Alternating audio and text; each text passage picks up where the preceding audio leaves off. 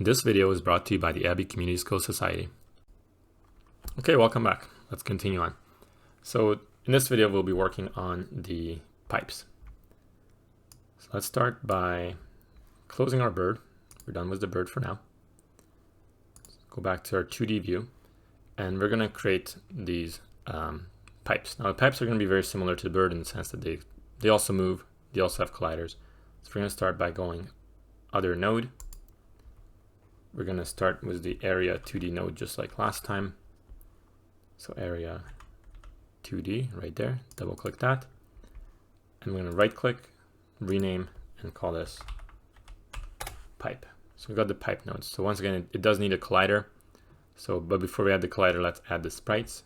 So let's open the folder, pipes folder. And I believe you should be able to, no, you can't. I thought you might be able to drag these onto the nodes, but you can't. So I'm going to right click, pipe, add child node, and we're going to do a sprite. Double click, perfect. I'm going to rename these just like last time. So let's call this sprite top. I'm going to take the pipe and put that as the texture for it. So texture load pipes, and here I can zoom out. Perfect. So there's my pipe. Now this sprite, I don't want it to be, so the pipe itself, the pipe area or its parent, I mean, is in the very middle. That's fine. That's good. The sprite top though, I don't want it to be, first of all, this looks like sprite bottom. I can change the name in a second. Let's actually do it now. So let's go up here, call this sprite bottom. I want the sprite to be much lower, so you can actually just click it and click on the move mode, which is you can either press W or click up here, and I can move it down kind of like that. Okay, so I've created a gap, but I need the pipe on top as well. So I'm gonna go over here, right click, and I can duplicate. So I've made a duplicate. It's literally right on top, that's why I can't see it. I'm going to rename it. I'm going to rename this one to sprite top, and I'm going to drag it over to the side first. We need to do some changing of the sprite. So if you click on offset, you can click on flip vertical. That'll just flip the image. Once it's flipped, I still have the move mode selected. You can kind of put this one up above. And to make sure that it's in the right position, you can always open the transform, and I see my X is 0 and my Y is whatever that is. And if I check the other one, my X is also 0. That's pretty good. They're kind of in the right position. Moving on, I need to build some colliders on top of these. So let's right click, add child node, and we're going to do the same thing as we did with the bird. We're going to add collision shape 2D and create. And we should name these properly again. So I'm going to rename and call this collider top. And I need to give it a shape. So over in the shape section here, I'm going to do a rectangle shape. This one should be fairly simple because the pipes are rectangles.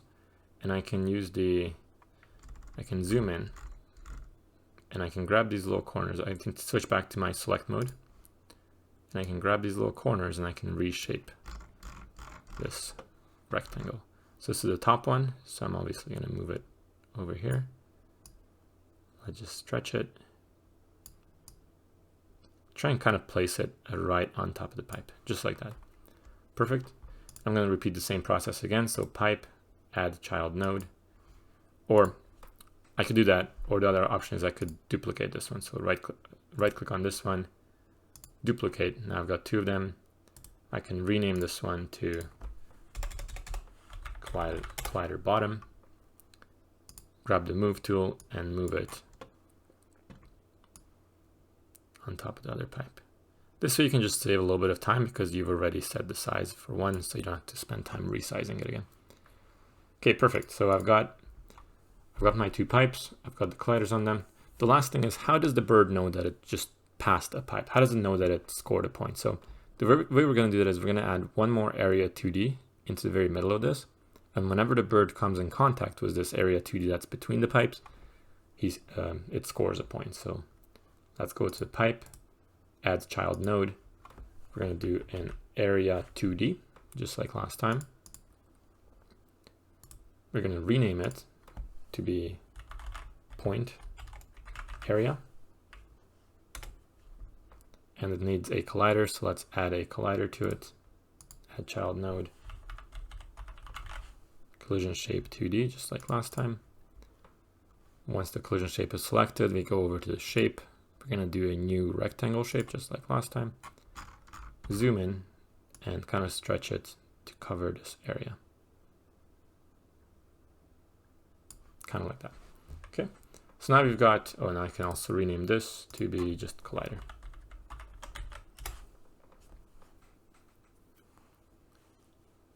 Perfect, so we've got all these things ready to go. With this, the pipes are built. So now we just need to do some coding for them. So let's save the scene. Save scene. Let's move back to our, so if you click the little top up arrow here, you can go back to the root folder. Click on the pipes, pipe.tscn, and save. Okay, let's add a script to this. I'm gonna right click on pipe again, click attach script. Empty is good, area 2D is good, it's in the right folder, everything is good, and create. Okay, so what does the pipe do? Well, the pipe really only has one behavior, and that is it moves across the screen to the left. So we're going to expose one variable, just like we did with the bird, and it's going to be its movement speed. I'm going to make it an integer again, variable, and we'll call it move speed. And by default, I'm going to give it a value of something like 100. And for the function, so same function, this is the process function. This is where we tell the pipe to move. Okay, so the way the pipe's going to move is it's going to take its position.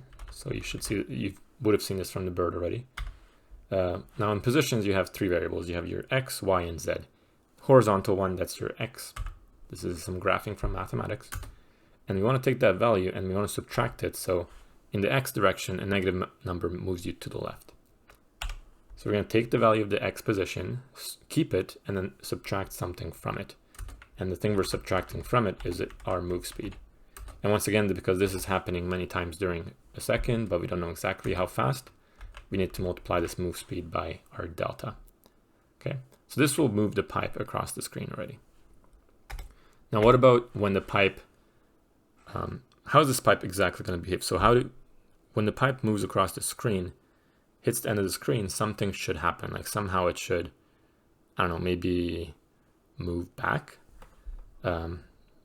to the other side of the screen and then start moving again.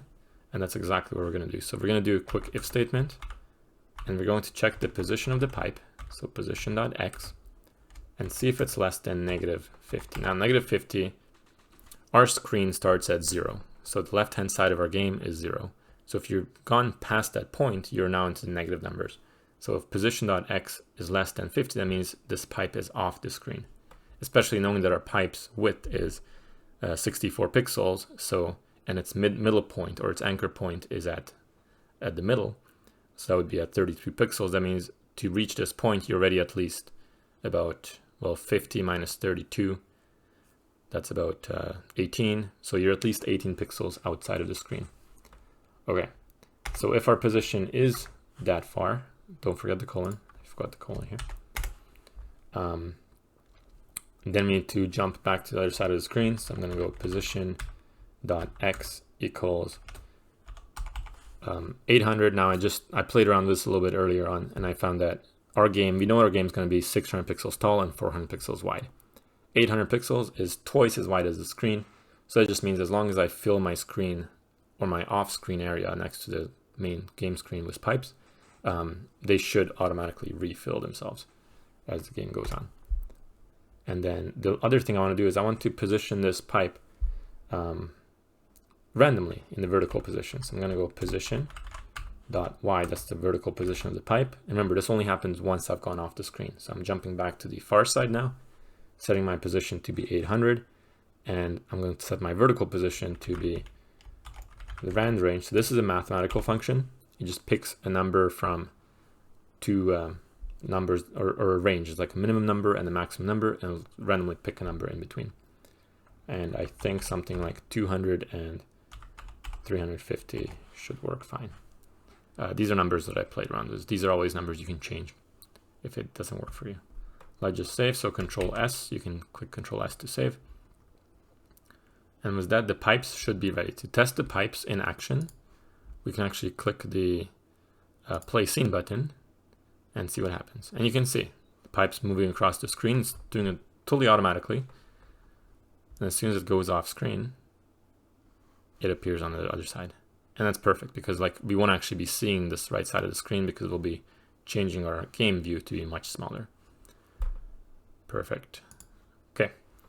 So with that, the pipes are done. In the next video, we'll be dealing with the ground, and then finally we'll be dealing with the whole game. Thank you for watching.